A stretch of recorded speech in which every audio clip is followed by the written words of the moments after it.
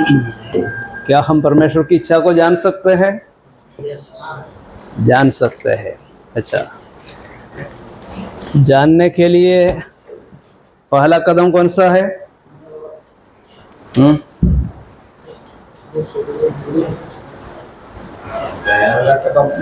पहला कदम है, हाँ ये है ना। देखो आपके सामने है, पहले सीख चुके हैं। क्या है? अपने शरीरों को जीवित, पवित्र और परमेश्वर का बलिदान करके चढ़ाओ। पहला कदम ये है, ठीक है। दूसरा कदम क्या है? इस संसार के सदृश ना बनना है। एक चेतावनी है ना, संसार के सदृश नहीं बनना है। हम संसार में है, परंतु हाँ संसार के नहीं, हम संसार के नहीं, इसलिए हमें संसार के सदृश नहीं बनना है। अच्छा, दूसरी बात भी हमने विचार किया था। क्या विचार किया था? हाँ, हम स्वर्ग के हैं। तो हम स्वर्ग के हैं, स्वर्ग के नागरिक है, और हमारा स्वदेश स्वर्ग पर है, और हम वहां जा रहे हैं, और हमारे प्रभु यीशु मसीह यहाँ पर आके हमें अपने संग ले जाने वाले हैं।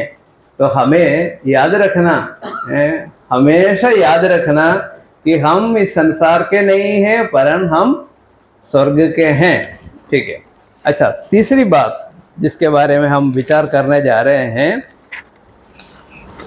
वो है पहला यूहन्ना में है, पहला यूहन्ना 2:17। पहला यूहन्ना 2:17। संसार और उसकी अभिलाषाएं दोनों मिट जाते हैं, और जो परमेश्वर की इच्छा पर जाता है वो सर्वदा बना रहेगा। मराठी में पढ़िए, पहला यूहन्ना 2:17। आणि जग व त्याची वासना ही नाहीशी होत आहे, पण देवाच्या इच्छेप्रमाणे करणारा सर्व काळ राहतो। हाँ, ठीक है।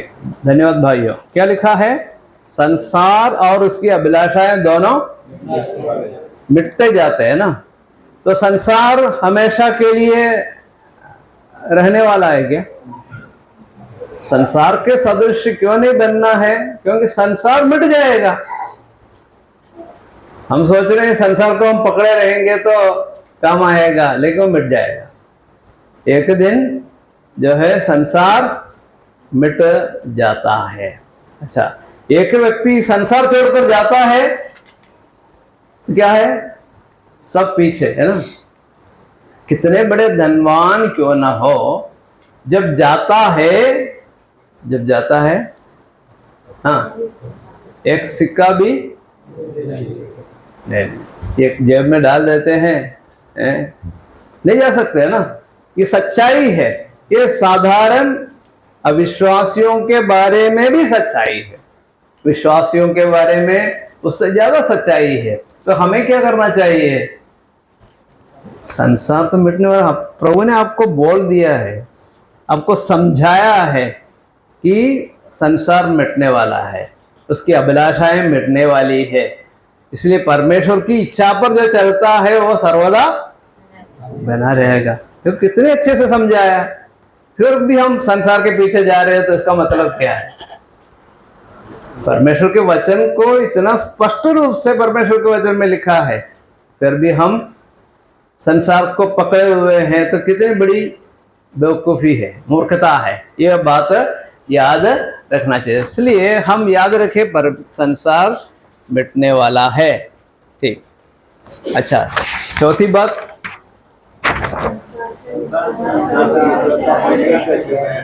अच्छा, संसार से मित्रता, परमेश्वर से बैर है। कहाँ लिखा है? हाँ, अभी पढ़ेंगे। याकूब 4:4 में क्या लिखा है? क्या तुम नहीं जानते कि संसार से मित्रता करने परमेश्वर से बैर करना है? अतः जो कोई संसार का मित्र होना चाहता है वह अपने आप को परमेश्वर का बैरी बनाता है। अच्छा, मराठी में पढ़ेंगे। अविश्वासू लोकांनो, जगाची मैत्री ही देवाबरोबर वैर आहे, हे तुम्हाला ठाऊक नाही काय? जो कोणी जगाचा मित्र हो पाहतो तो देवाचा वैरी ठरला. अच्छा, ठीक है, धन्यवाद भाइयों. तो क्या लिखा है, क्या तुम नहीं जानती कि संसार से मित्रता करनी परमेश्वर से बैर करना है. या तो हम संसार से मित्रता कर सकते हैं, या तो हम परमेश्वर से मित्रता कर सकते हैं. दोनों हो सकता है क्या? दोनों नहीं हो सकता. प्रभु यीशु ने कहा कोई भी दो स्वामियों की सेवा नहीं कर सकते. दो स्वामियों की सेवा करना नो, कभी हो नहीं सकता. आपको सेवा करना है तो एक की सेवा आप कर सकते हैं, दो की सेवा नहीं कर सकते. दो की सेवा नहीं कर सकते. या तो आप संसार की सेवा करो, नहीं तो परमेश्वर की सेवा करो. या तो संसार से मित्रता रखो, नहीं तो परमेश्वर से. कौन सा आप चाहेंगे? आपको फैसला देना है. किससे मुझे मित्रता की आवश्यकता है? क्योंकि संसार और उसकी अभिलाषाएं दोनों मिटती जाती है. उससे मित्रता रखेंगे, एक अस्थाई मित्रता है. परमेश्वर के साथ जो मित्रता स्थायी है, हमेशा के लिए है, तो किससे मित्रता करना आप चाहेंगे? अच्छा, संसार धोखा दे सकता है, परमेश्वर धोखा देंगे क्या? परमेश्वर कभी धोखा नहीं देंगे, कभी नहीं देंगे. ऐसा मित्र है, ऐसा प्यारा दोस्त है, प्यारा मित्र है, जो कभी धोखा नहीं देंगे. आपको धोखा नहीं देने वाला है, पर वो मित्रता जो है वो बरकरार रखने वाला है, हमेशा रखने वाला है. इसलिए उस मित्र के साथ हमें मित्रता कायम रखना है, तो कभी भी आप निराश नहीं हो जाएंगे. संसार में कई ऐसे लोग हैं जो मित्रता को बनाए नहीं रखते. छोड़ो संसार की मित्रता को, छोड़ो, पति पत्नी की बात ले लो, है ना. पति पत्नी की बात ले लो. अब एक हफ्ते पहले की बात है, विदेश की बात है. एक दंपति, शादी होकर ज़्यादा समय नहीं हुआ, पति का एक्सीडेंट हो गया. एक्सीडेंट होने के बाद क्या है, 5 साल बिस्तर में था. 5 साल बिस्तर में था. और इस पत्नी ने उसको बहुत बढ़िया सेवा की. आप समझ सकते हैं बिस्तर में जो है उसकी क्या सेवा कर सकते हैं. इतनी विश्वास योग्यता से सेवा की. 5 साल सेवा करने के बाद जो है वो ठीक हो गया, ये पति ठीक हो गया. लेकिन मालूम, आगे की बात तो आप सुनना शायद नहीं चाहेंगे. क्या हो गया मालूम है? इस पति ने इस पत्नी से तलाक लिया. 5 साल सेवा करने का प्रतिफल क्या दिया? तलाक दिया, और दूसरी शादी की. विश्वास कर सकते हैं? एक अविश्वसनीय बात है ना, अविश्वसनीय बात है. दुनिया ऐसी है. दुनिया से आप मित्रता रखेंगे, धोखा दे सकते. फिर भी पत्नी ने क्या बोला, क्या है? उसकी भलाई हो. उस स्त्री ने फिर भी बोला कि उसकी भलाई हो, शुभकामनाएं उसने दी. देखो, सोचो कैसी पत्नी है ना. इतनी अच्छी पत्नी है, उस पत्नी को छोड़कर दूसरे के साथ उसने शादी की. क्या है, मेरा उदाहरण इसलिए दिया कि दुनिया ऐसी है. दुनिया से आप मित्रता रखेंगे, एक दिन आपको धोखा देंगे और धोखा आप खाएंगे. तो इसलिए याद रखना, परमेश्वर से मित्रता रखना अच्छी बात है, क्योंकि वो कभी धोखा नहीं देंगे. प्रभु को वचन में बार बार लिखा है, प्रभु धोखा देने वाला नहीं है. तो इसलिए मित्रता आपको रखना है, प्रभु से मित्रता रखो, स्थायी मित्रता है. उससे क्या होता है, एक और लाभ है. क्या है? परमेश्वर से आपकी मित्रता सही है, बाकी लोगों से भी आपकी मित्रता सही रहेगा, संबंध भी सही रहेगा. याद रखना, यदि एक पति परमेश्वर से सही संबंध रखता है, क्या करेगा वो? पत्नी से भी सही संबंध रखेगा, अपने बच्चों से भी सही संबंध रखेगा, अपने पड़ोसी से भी सही संबंध रखेगा, सह विश्वासियों के साथ, भाइयों बहनों के साथ भी सही संबंध रखेगा। बस सही है। उल्टे में संसार से मित्रता रखने वाला अपनी पत्नी से भी सही संबंध नहीं रख पाएगा, बच्चों से भी सही संबंध नहीं रख पाएगा, पड़ोसी से भी सही संबंध नहीं रख पाएगा, कलीसिया के भाइयों बहनों से भी सही संबंध नहीं रख पाए। कितने एक बुरी बात उस व्यक्ति के जीवन में हो सकता है। इसलिए कहते हैं, हे व्यभिचारिणियों, याकूब बुलाते हैं, कैसे बुलाते हैं? हे व्यभिचारिणियों, क्या तुम नहीं जानती कि संसार से मित्रता करनी परमेश्वर से बैर करना है? अतः जो कोई संसार का मित्र होना चाहता है वो अपने आप को परमेश्वर का बैरी बनाता है। या तो परमेश्वर का मित्र है, नहीं तो आप परमेश्वर का बैरी है, दोनों में से एक है। तो आप सोच लो आपका जीवन कैसा है। प्रभु हमारी मदद करते हैं। ठीक है, संसार से मित्रता परमेश्वर से बैर है, इसलिए कभी भी हमें संसार से मित्रता नहीं रखनी चाहिए। इसका मतलब क्या है? इसका मतलब क्या है? लोगों से कोई व्यवहार नहीं होना चाहिए, इसका अर्थ है क्या? नहीं है।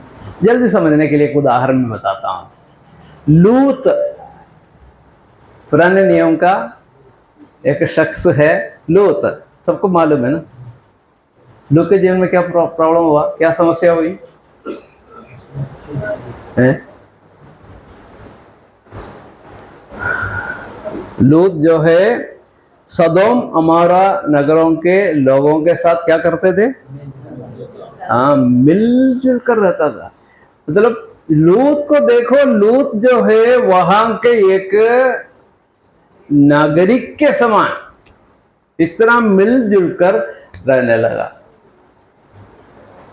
ठीक है, तो क्या है, उनका जो परमेश्वर का पुत्र है या परमेश्वर की संतान है वो पहचान ही खत्म हो गया। पहचान ही खत्म हो गया। वचन में लिखा है धर्मी लूत करके लिखा है, लेकिन उस व्यक्ति के परिचय या उसके पहचान खत्म हो गई, बिल्कुल खत्म हो गई। उनके दामाद लोगों ने भी विश्वास नहीं किया, बोला कि आग बरस कर जो है ये नगर, इन नगरों को प्रभु नष्ट करने जा रहे हैं, बचना है तो यहां से भागो। लेकिन उन्होंने भी विश्वास नहीं किया। उल्टे में आप सोच लीजिए इब्राहिम के बारे में। इब्राहिम के बारे में क्या लिखा है? इब्राहिम परमेश्वर का मित्र लिखा है, वचन में लिखा है इब्राहिम परमेश्वर का मित्र, द फ्रेंड ऑफ गॉड। परमेश्वर का मित्र है कौन? इब्राहिम। लूत परमेश्वर का मित्र नहीं था।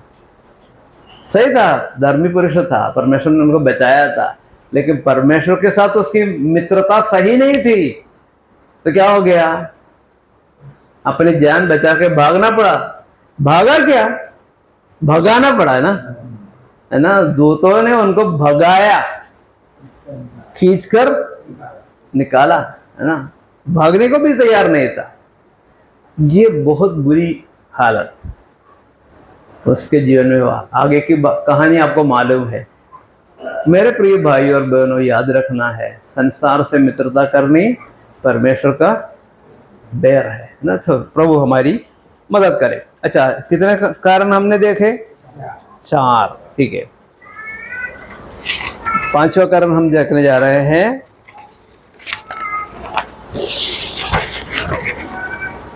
क्या लिखा है? हाँ, हमने परमेश्वर का आत्मा पाया है।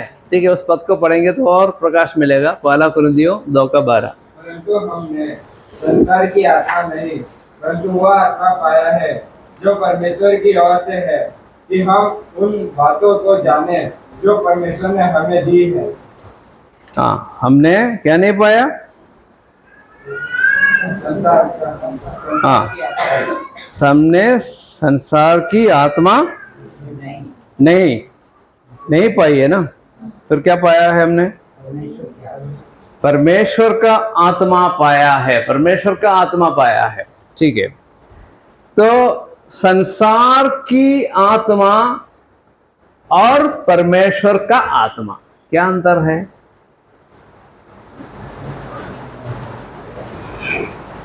संसार की आत्मा में परमेश्वर की आत्मा में क्या अंतर है? कोई अंतर नहीं। हाँ, परमेश्वर का आत्मा पवित्र आत्मा है, संसार का आत्मा हाँ दुष्ट आत्मा है। बिल्कुल सरल बात है ना। संसार का आत्मा दुष्ट आत्मा है। हमने दुष्ट आत्मा पाई है क्या? नहीं, दुष्ट आत्मा नहीं पाई है। संसार में है, दुष्ट आत्मा संसार में है, कार्य कर रहा है, लेकिन हमने परमेश्वर का आत्मा पाया है। सर्वशक्तिमान परमेश्वर का आत्मा हमारे अंदर है। किसके अंदर है? हर एक विश्वासी के अंदर पवित्र आत्मा है, और वो पवित्र आत्मा हमारे अंदर रहकर अपना कार्य करता है। तो इसलिए यहां पर लिखा है हमने पवित्र आत्मा पाया है, संसार की आत्मा नहीं पाई है या दुष्ट आत्मा नहीं पाई है। तो इसलिए संसार के सदृश हमें नहीं बनना है। यदि हम संसार से मिलजुल कर रहेंगे, दुष्टात्मा के वश में होने की संभावना है, गलत आचरण होने की संभावना है। हमने देखा था शरीरों को क्या करना चाहिए?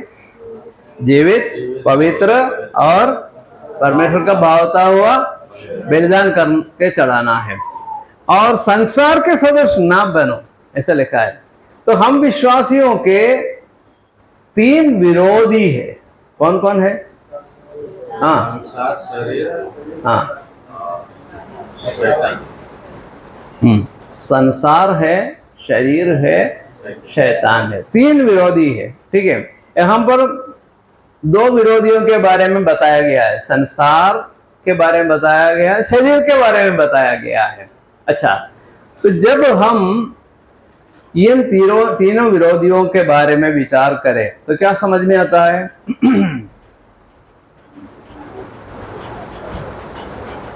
शैतान हमारे पीछे से आक्रमण करने वाला शत्रु है। शैतान क्या करता है? पीछे से आक्रमण करता है, चुपके से आक्रमण करता है शैतान। ठीक है, और संसार कैसा शत्रु है, बैरी है? हमारे चारों ओर के बैरी है। कौन? संसार और शरीर, साथ में चलने वाला बैरी है। ठीक है, कौन कौन है? हाँ, शैतान पीछे से आक्रमण करने वाला बैरी, हाँ, संसार चारों ओर का बैरी, और शरीर साथ में चलने वाला बैरी। ठीक है, तो कौन सबसे खतरनाक बैरी हो सकता है? शरीर है ना, साथ में चल रहा है, 24 घंटे आपके साथ में है। तो इसलिए उससे हमें सतर्क रहना चाहिए। हमेशा साथ में रहने वाला एक बैरी है। इसलिए पौलुस कहते हैं, मैं मसीह के साथ क्रूस पर चढ़ाया गया हूं, अब मैं जीवित नहीं रहा वरन मसीह मुझ में जीवित है। जब यीशु मसीह के साथ हम क्रूस पर चढ़ाए गए हैं, हमारे शरीर का कोई महत्व नहीं है, शरीर का कोई महत्व नहीं है। ये बात हमको जानना है, समझना है और सौंपना है। जानना है, समझना है, सौंपना है। शरीरों को सौंप दो तो शरीर का जो बुरा प्रभाव आपके जीवन में नहीं होगा। उसी प्रकार हम क्या समझ सकते हैं? संसार संसार के सदृश नहीं होना है, संसार का प्रभाव आपके जीवन में नहीं होगा। फिर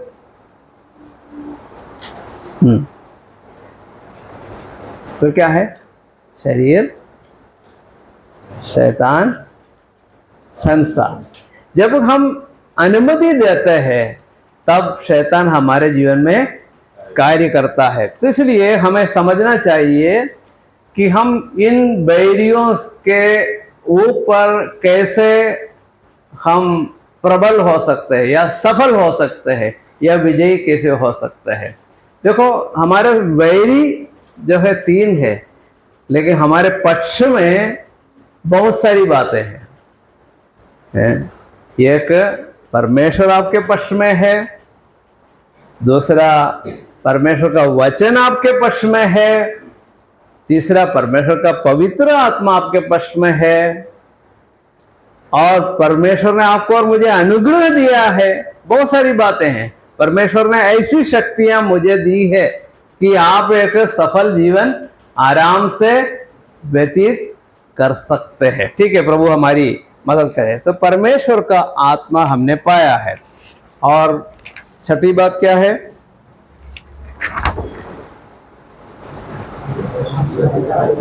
हम जगत का न्याय करेंगे। पढ़िए, पहला कुरिन्थियों 6:2। पहला कुरिन्थियों 6:2 पढ़िए, क्या लिखा है? क्या तुम नहीं जानते कि पवित्र लोग जगत का न्याय करेंगे? इसलिए जब तुम्हें जगत का न्याय करना है तो क्या कोई छोटे से छोटा झगड़ों का भी निर्णय करने के योग्य नहीं?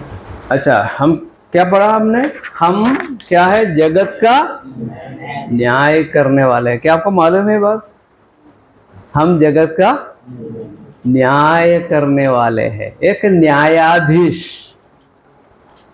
न्यायाधीश के समान परमेश्वर ने आपको और मुझे रखा है। लेकिन याद रखना, हम जो है हर घर घर जाके ये बात नहीं बता रहे हैं हम जो है न्यायाधीश है, ऐसा नहीं है। फिर कैसे करते हैं? आपके जीवन के द्वारा क्या करते हैं? जीवन के द्वारा आप संसार के न्याय कर रहे हैं। ठीक है, आपका जीवन जो है दूसरे लोगों को न्याय करने लायक जीवन होना चाहिए। अच्छा, यीशु मसीह के आचरण के द्वारा क्या किया? यीशु मसीह ने संसार का न्याय किया, संसार का न्याय किया, और शैतान के ऊपर यीशु मसीह ने विजय पाई है। यीशु मसीह ने संसार के ऊपर और शैतान के ऊपर भी जय पाई है। तो ये कार्य जो है यीशु मसीह ऐसा नहीं कि एक अदालत में एक न्यायाधीश के रूप में बैठकर यीशु मसीह ने न्याय किया हो। ये सही बात है कि एक दिन आने वाला है, यीशु मसीह क्या करेंगे? न्यायाधीश के रूप में बैठकर सारे लोगों का न्याय करेंगे। लेकिन संसार में रहते हुए यीशु मसीह ने इस संसार का न्याय किया। हम भी इस दुनिया में रहते हुए क्या करेंगे? संसार का, आपके आचरण के द्वारा आप इस संसार का न्याय कर रहे हैं। क्योंकि बाकी लोग, अड़ोस पड़ोस में रहने वाले, आपके साथ काम करने वाले, या आप जहाँ कहीं जाते हैं वहाँ के लोग कैसे व्यवहार करते हैं, उनके ऊपर आपको उंगली दिखाने की जरूरत नहीं है। लेकिन आपका जो आचरण ही दूसरों को क्या करेगा? न्याय करेगा। प्रभु यीशु ने कहा, तुम जगत की ज्योति हो, तुम जगत की ज्योति हो। तो ज्योति के रूप में प्रभु ने रखा है। तो क्या है? ज्योति क्या करेगी? अंधकार को दूर करती है, अंधकार को दूर करती है। क्या वो न्याय करता है? ज्योति हर एक का न्याय करता है? नहीं करता। लेकिन उसके जो वो अस्तित्व ही क्या करता है? अंधकार के ऊपर हावी हो जाता है। तो हम भी अपने जीवन के द्वारा क्या करेंगे? दूसरों को दोषी ठहराने वाले बन जाएंगे। ये जो पदवी प्रभु ने आपको दी है, तो याद रखना। और दूसरे, यीशु मसीह ने कहा, तुम पृथ्वी का नमक, पृथ्वी का नमक। तो इसका मतलब है आप जो है इस संसार में दूसरों से भिन्न है, अलग है। इसलिए जो कुछ दुनिया के लोग करते हैं आप नहीं कर सकते, मैं नहीं कर सकता। हर कार्य जो दुनिया के लोग करते हैं वो हम नहीं कर सकते हैं, क्योंकि हम जो है जगत का न्याय करने वाले हैं। यदि हम लोग अपने में नमक नहीं रखते, अपने में ज्योति नहीं रखते, तो क्या होगा? जिस उद्देश्य से प्रभु ने आपको रखा है वो कार्य पूरा नहीं होगा। इसलिए बड़े भय और डर के साथ हमें सोचना होगा कि प्रभु ने मुझे इस संसार में क्यों रखा है। तो हम जगत का न्याय करने वाला है, इसलिए हमको संसार के सदृश्य नहीं होना है। सबसे आखिरी में 7वीं बात,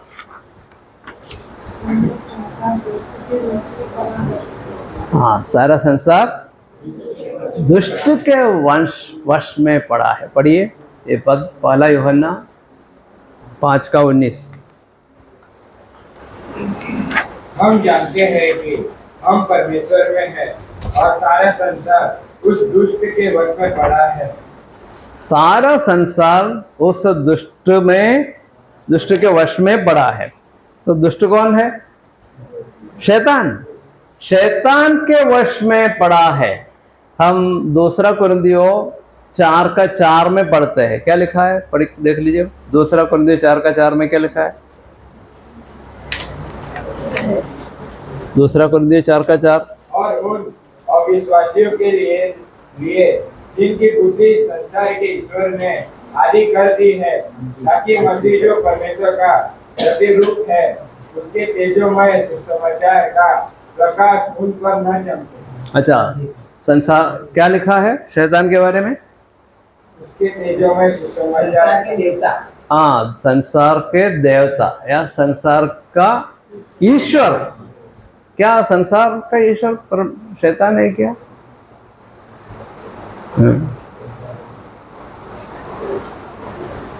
अपने आप वो ईश्वर नहीं बनता है, अपने आप ईश्वर नहीं बनता है। यदि हम अनुमति देते हैं तब वो ईश्वर बनता है, नहीं तो नहीं बनता है। देखो, अदन वाटिका में ये संसार का ईश्वर आया, ईश्वर आया है ना, सही है ना? कैसे उसने कुछ ना अपने आप में ईश्वर हूं ऐसा बोला नहीं, लेकिन जब आया उसने बातें की तब क्या है? तब क्या है?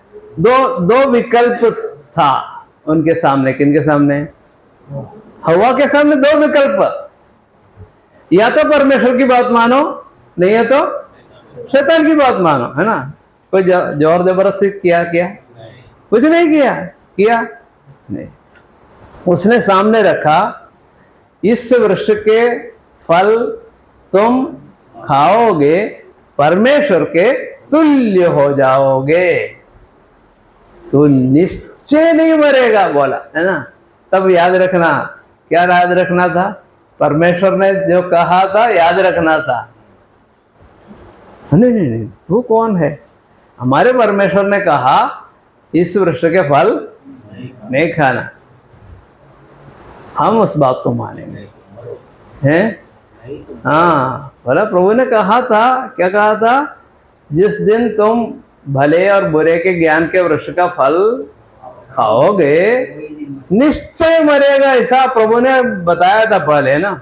तो वो सच ही है, सच है। शैतान जो बोल रहा है वो सच है, परमेश्वर ने जो बोला जो सच है, परमेश्वर ने बोला वो सच है ना। तो इसलिए उसका निर्णय लेना कोई कठिन बात नहीं थी। लेकिन क्या है, कौन सा निर्णय लिया? तो वो राजा बन गया ना। कौन राजा बन गया? ऐसे ही वो राजा बनता है, ऐसा ही राजा बनता है। संसार का ईश्वर कैसे बन गया? जब लोगों ने उसकी बात मानी, जो वो करता था वो करने को तैयार हो गया, तो क्या हो गया? वो राजा बन गया। इस प्रकार संसार में वो राज्य कर रहा है। अपने आप वो राजा नहीं था, लेकिन वो राजा बना, राजा बना, क्योंकि लोगों ने बनाया, लोगों ने शैतान को राजा बनाया। तो आप यदि परमेश्वर को राजा बनाते हैं तो शैतान राजा बनेगा क्या? नहीं बनेगा। कम से कम हम विश्वासी लोग उस राजा को नहीं माने, शैतान को नहीं माने, शैतान को अवसर नहीं दे। तो इस संसार दुष्ट के वश में पड़ा है, इसलिए ध्यान देने की आवश्यकता है। कौन सी बात पर ध्यान देना है? सारे लोग क्या क्या करते हैं वो करने के लिए आप कोशिश मत करो। दूसरे लोग क्या करते हैं वो करने की आप कोशिश मत करो, लेकिन याद रखना प्रलोभन आएगा। शैतान कैसे आता है? प्रलोभन लेकर आता है, परीक्षा लेकर आता है। जैसे अदन वाटिका में हव्वा के पास आया, आपके पास भी आएगा। याद रखना, नहीं आएगा ऐसा मत सोचो। आप सोच रहे कि आपके पास नहीं आएगा शैतान, क्या सोच रहे हैं? यीशु मसीह के पास आया नहीं आया? यीशु मसीह के पास आया तो आपके पास नहीं आएंगे क्या? जरूर आएंगे। यीशु मसीह के पास उनको आने की हिम्मत थी तो आपके पास जरूर आएंगे, ठीक है, जरूर आएंगे। लेकिन यीशु मसीह ने जीत पाई, जीत पाई ना, शैतान के ऊपर जीत पाई। कैसे जीत पाई?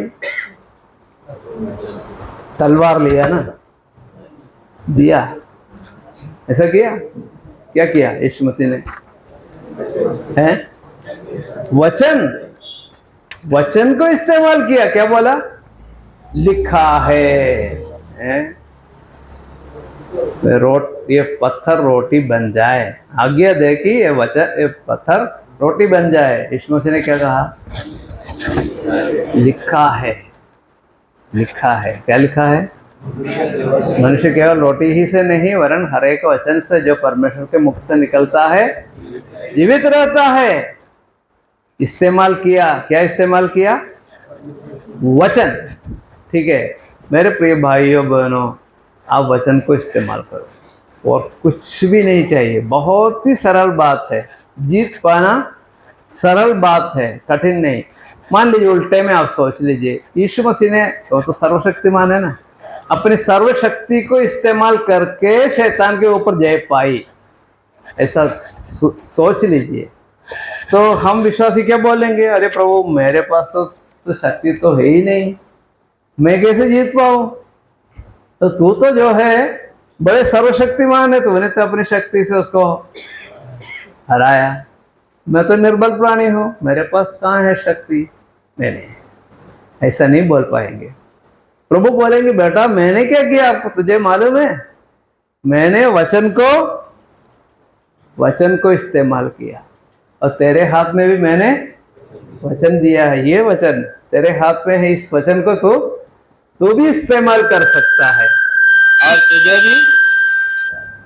तुझे भी जीत मिलेगी, ठीक है। थोड़ा सा कम कर देना। तो क्या है, प्रभु जो है आपको भी सिखाना चाहते हैं शैतान के ऊपर कैसे जय पाना है, प्रभु सिखाना चाहते हैं, ठीक है।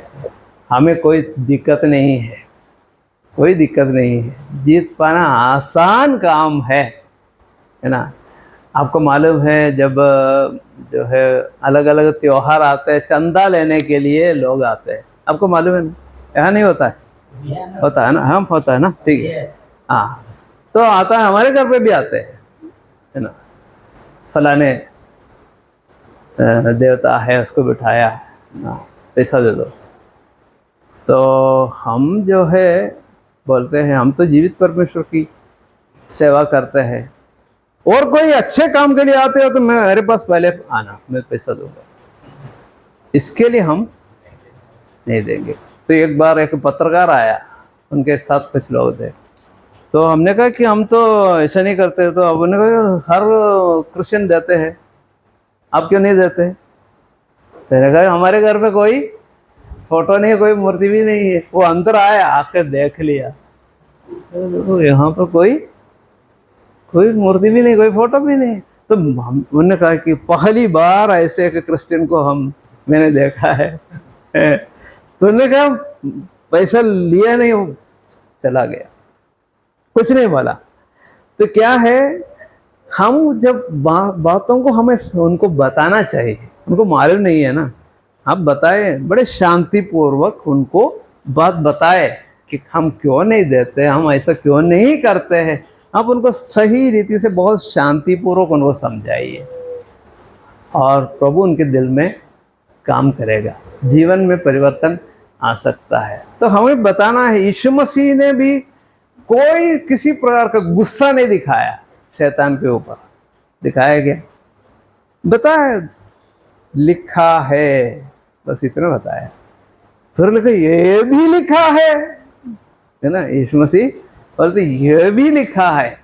तो प्रभु जो है बिल्कुल सरल शब्दों का, सरल वचन का इस्तेमाल करते हैं। तो इसलिए हमको याद रखना है, आपको भी जीत मिलेगी, है ना। एक बार हमारे घर पे हमने बोरवेल खोदा, एक मकान हमने बनाया तो बोरवेल खोदा। तो हम रहते हैं मुसलमान भाइयों के बीच में रहते हैं, हम एक ही क्रिश्चियन है, बाकी सब मुसलमान भाई है उस कॉलोनी में, उस मोहल्ले में। तो एक मित्र हमारे पड़ोसी आकर बोलने लगे समसम का पानी है, आप समझते, समसम का मतलब वहाँ का मक्का मदीना से जो पानी लाते हैं वो पवित्र पानी, वो लोग समझते जैसे गंगा का पानी पवित्र समझते हैं।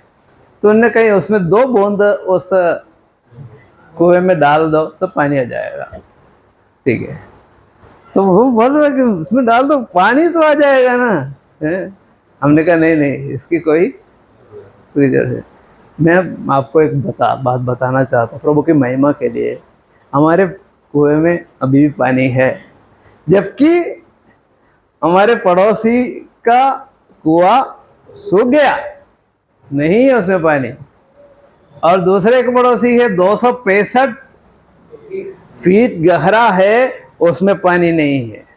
हमारे मुश्किल से 142 फीट है, अभी भी पानी है। प्रभु की महिमा के लिए मैं बता रहा हूँ, अपनी कोई खूबी नहीं है। तो प्रभु का काम जो है प्रभु करता है, अपन को बोलना पड़ेगा उनसे, भैया देखो ऐसा है, हम तो ये नहीं करने वाले हैं। शायद उनको उस समय बुरा लगेगा, लेकिन बाद में तो समझ जाएगा।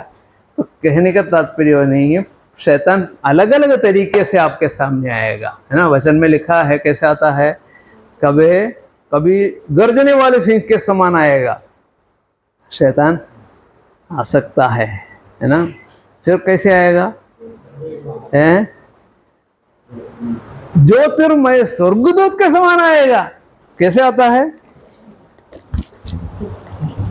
कैसे आता है, क्या है, बाइबल है, क्लीन स्टेप है ना, ड्रेस है, सफेद ड्रेस पहनकर आपके घर पे आए हैं, बात करने के लिए आते हैं। तो आप क्या करेंगे, सब सुनने को तैयार हो जाता है। शैतान क्या करता है, ऐसे आता है, कभी गर्जने वाले सिंह के समान, कभी ज्योतिर्मय स्वर्ग के दूत के समान भी आ सकता है। तो खतरा किसमें है ज़्यादा, स्वर्गदूत के समान आता है तभी प्रॉब्लम ज़्यादा है ना। तो इसलिए याद रखना, कभी बड़े मित्र भाव से आता है तो क्या करेगा, आपको फंसाएंगे, गलत बात में फंसाएंगे। तो फिर उसके ऊपर वो राज्य करता है, उस व्यक्ति के ऊपर वो राज्य करता है। इसलिए याद रखने की आवश्यकता है कि ये दुष्ट से हम बचकर रहे। सारा संसार दुष्ट के, तो इसलिए संसार के सदृश बनने वाला जो है क्या, किसमें फंस जाएगा, शैतान के फंदे में फंस जाएगा। विश्वासियों को विशेष सतर्क रहने की आवश्यकता है, प्रभु हमारी मदद करे। तो 7 कारणों के ऊपर हमने विचार किया।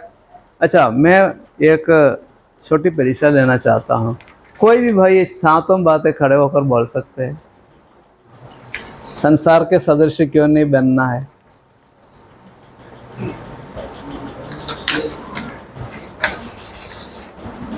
ठीक है, मन में रख लीजिए आप। ठीक है, एक बात मैं सब बात दिखा देता हूँ आपको एक बार, उसके बाद आपको बोलना। ठीक है, तो आप बोलेंगे तो मैं तो भूल गया। ठीक है, पहला कारण हम संसार के नहीं, हाँ। दूसरा हम स्वर्ग के हैं, आपको बोलना है, अब किसी को बोलना पड़ेगा। ठीक है, फिर संसार मिटने वाला है। चौथा मित्रता परमेश्वर से बैर है। और पांचवा परमेश्वर का आत्मा पाया है, जगत का न्याय करेंगे। ठीक है, फिर सारा संसार, हाँ। अभी सात बार एक बार सुन लिया ना, तो आप कोई भी बोल सकते हैं। कोशिश तो कर लो, एक बोलो यार, ये एक बोलो, फिर दो बोल नहीं पाएंगे। ठीक है, हाँ। हैं? हम संसार के नहीं, एक बोल दिया। दूसरा बोलो हम स्वर्ग के हैं। तीसरा हैं संसार, हाँ। संसार और उसके अभिलाषा मिट जाएंगे। ठीक है, दुष्ट के वश में है। ठीक है, बैर है ना, 5 हो गया। फिर हाँ, हम संसार का न्याय करेंगे। एक और, हाँ वो, हाँ। एक और है, हैं? संसार का, हाँ। हम में संसार का आत्मा नहीं, संसार का आत्मा नहीं, तो सातों कोई बोल सकता है। अभी अभी बोल सकते हैं, सब मिलकर बोले। हाँ हाँ, खड़े होकर बोलिए। Come on, come here, good boy. सारा संसार उस दुष्ट के वंश में है। हम संसार के, हाँ नहीं। बोलिए, हाँ बोलिए स्टार्टिंग से, हाँ हम संसार के नहीं है, हाँ। हम स्वर्ग के हैं। हाँ संसार एक दिन मिट जाएगा। हाँ हम परमेश्वर का आत्मा पाया है। हाँ। परमेश्वर से संसार से प्रेम करना परमेश्वर से बैर है। सारा संसार उस दुष्ट के वंश में है। हम संसार का न्याय करेंगे। ठीक है, वेरी गुड, ताली। ठीक है, तो ये सब आप अपने मन में रख लीजिए और उसके अनुसार कार्य करेंगे तो आप संसार के सदृश नहीं बनेंगे। ठीक है, अच्छा। अभी 5 मिनट हमारे सामने है, इतनी बातें हमने सुनी, सीखी, तो कोई प्रश्न आपके मन में आया होगा? कोई सा भी प्रश्न, जो बातें अपन ने विचार किया, अपन संसार में रहते हैं, तो कुछ प्रश्न आपके मन में आया तो आप वो प्रश्न जरूर पूछ सकते हैं। 5 मिनट है। ठीक है, कोई भी प्रश्न, छोटा हो बड़ा हो, जो आपके मन में आया हो, आप पूछ सकते हैं।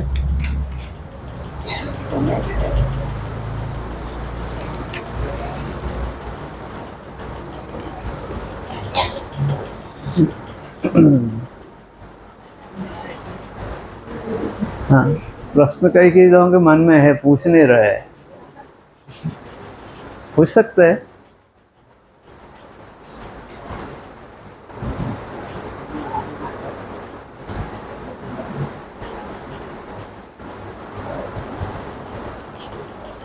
ठीक है, आप बाद में भी पूछ सकते हैं, दोपहर को भी अपना क्लास है तो अपन पूछ सकते हैं, कोई प्रॉब्लम नहीं।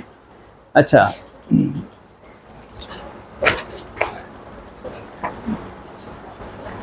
परमेश्वर की इच्छा पर तो अपन को चलना है, जीना है ना।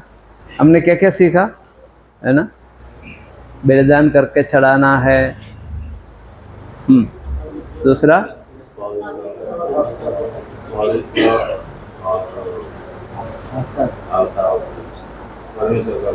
हाँ, जीवित, पवित्र और परमेश्वर का बहता हुआ बलिदान करके चढ़ाना है। ठीक है, पहली बात। दूसरी बात, संसार के सदृश नहीं बनना। ठीक है, तो तीसरी एक बात है, उसके ऊपर हम विचार करेंगे। केवल उसको मैं दिखा के यहाँ पे समाप्त करूँगा, दोपहर को हम उस पर विचार करेंगे। तीसरी बात क्या है? तीसरा कदम, मन के नए हो जाने से चाल चलन भी बदल जाएगा। अच्छा, मन के नए हो जाने से तुम्हारा चाल चलन भी बदलता जाए। ठीक है, तो इसके ऊपर हम दोपहर को विचार करेंगे। तब तक आपके मन को तैयार कीजिए बातों को सीखने के लिए, समझने के लिए। प्रभु हमारी मदद करें। हम यही समाप्त करते हैं। परमेश्वर के नाम की स्तुति और महिमा हो।